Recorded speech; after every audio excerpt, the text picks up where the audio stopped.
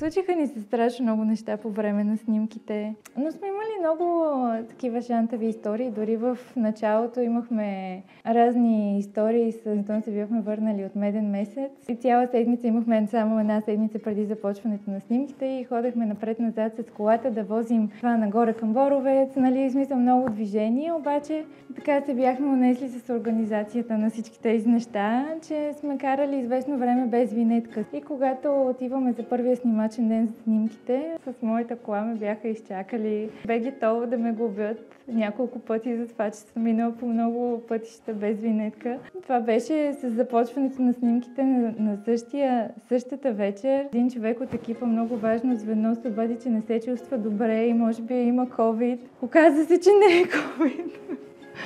Но беше просто голямо приключение от първия до последния ден. Безценно е.